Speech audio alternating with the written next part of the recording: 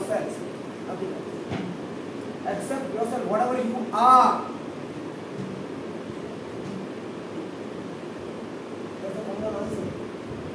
हम ऐसे ही हैं और ऐसे ही रहना है हमको।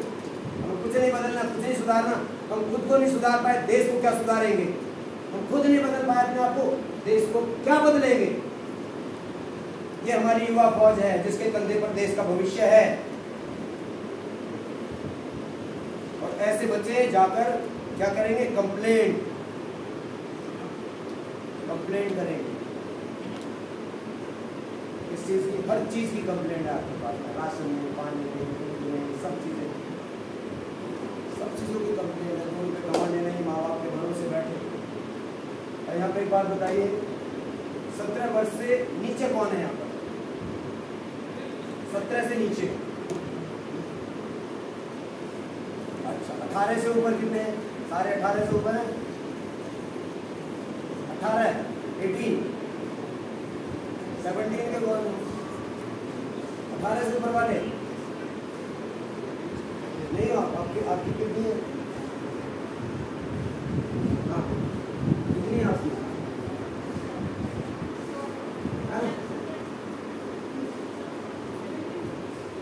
17। मैं अपने बारे में थोड़ी जानकारी दे दूँ अभी। मेरा नाम है retired marine commando Praveen Kumar Dev. अच्छा, मरीन कमांडोज कौन होते हैं? किसी को तो थोड़ी बहुत जानकारी है? और किसी को बात करनी तो इधर हूँ मैं, तो भी सवाल है तो इधर इधर इधर इधर इधर, ठीक है? आज बताइए,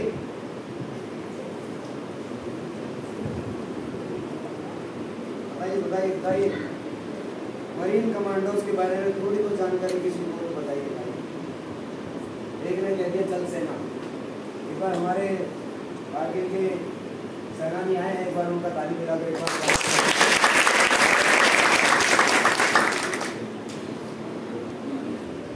कारगिल वॉर हुआ था, मैं 10th में था और मेरे भाई भी कारगिल वॉर में पार्टिसिपेट किए थे। मेरे बड़े भाई हैं, अभी जनवरी में उनका रिटायरमेंट है, सुविधा 30 साल की हो गई। हम 2 ही भाई हैं, दोनों भाइयों ने इस देश की भरपूर सेवा की और अभी भी कर रहे हैं। एनसीसी में था, पल्स पोलियो अभियान में मैंने बहुत बढ़ चढ़ कर मैंने हिस्सा लिया।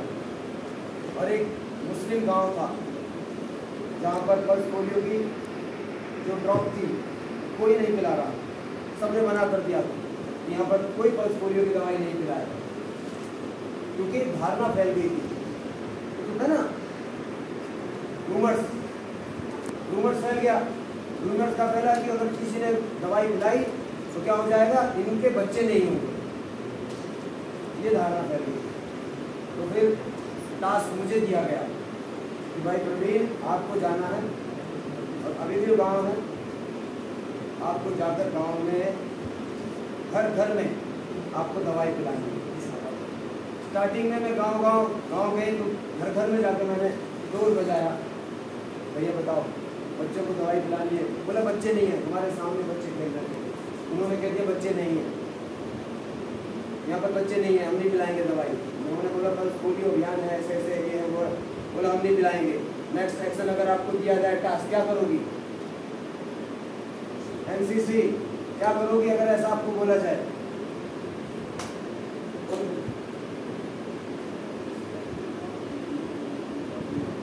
इसको समझा दिया ना आपने, मना कर दिया ना उन्होंने।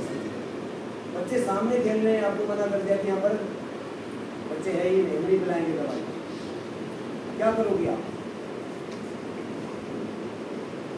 हाँ, आप क्या करोगे भाई? अगर आपको ये टास्क दिया जाए तो पोलियो का अभियान है और आपको दिया जाए कि ये काम है, तो क्या करोगे? मना कर दिया है, क्या करोगे?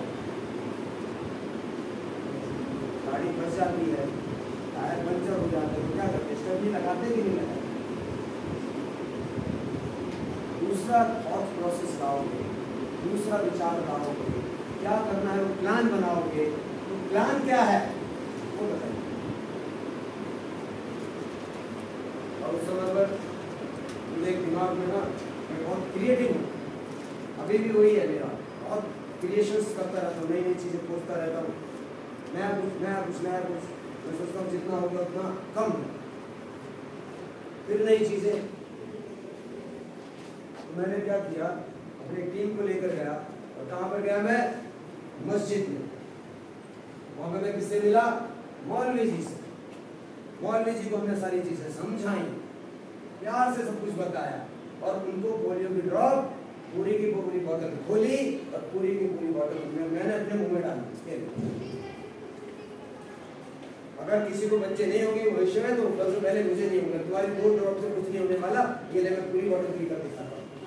You should be exemplary. Example किसका दोगे, स्वयं का या पड़ोसी का?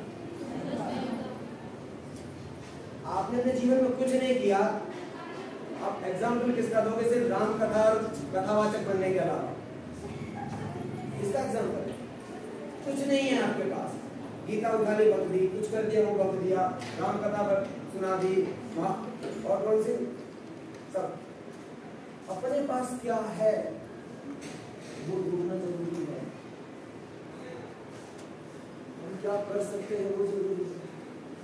तो मौलवी ने उस चीज को एक्सेप्ट किया, और उसने मस्जिद से आवाज लगाई।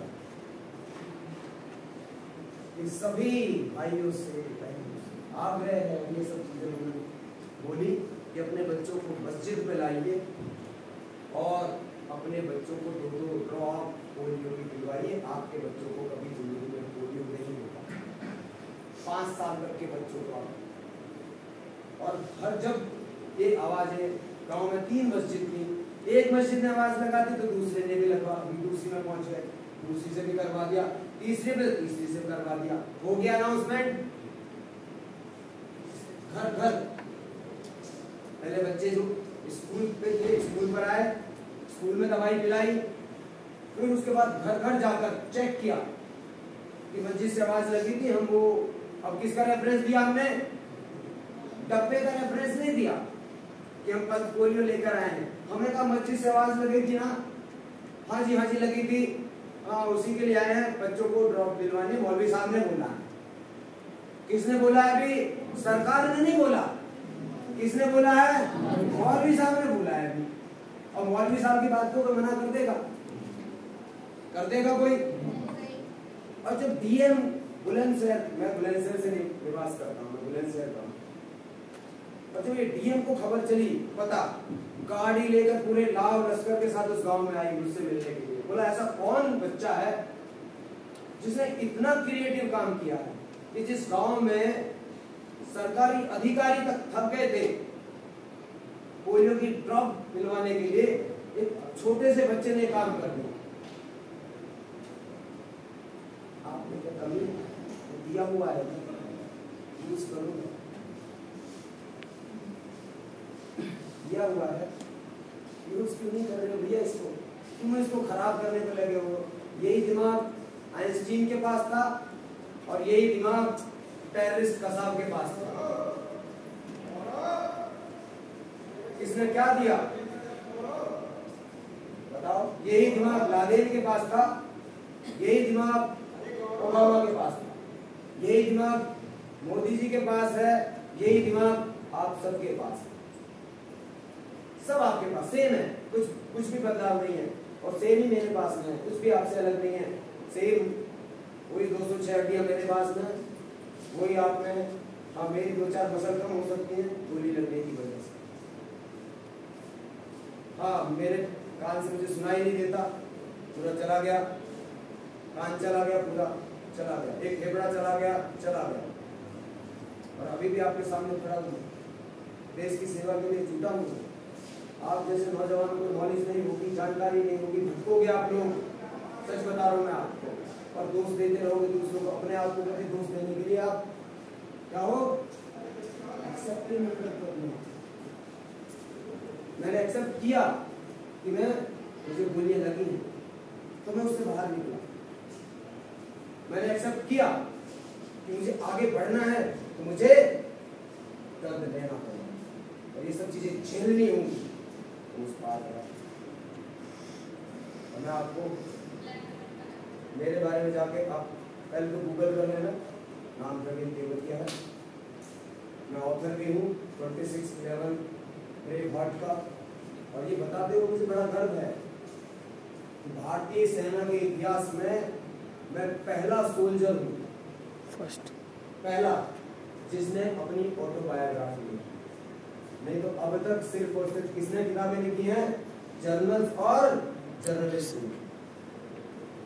मैं पहला हूँ पूरे के पूरे इतिहास में। 1757 से भारत में सेना खड़ी हुई थी, अंग्रेजों में सेना खड़ी थी, और आज तक 2020 तक कोई नहीं लिख पाया था। एक सैनिक कौन? एक कमीशन अधिकारी अलग होते हैं और सैनिक अलग होते हैं। 97% से ज्यादा सैनिक है, तो उन्होंने कभी आज तक एक किताब तक नहीं लिखी। मैंने रिटायरमेंट से पहले ये निर्णय लिया था कि मैं अपनी किताब लिखूंगा, तो मैंने किताब लिखकर दिखाई।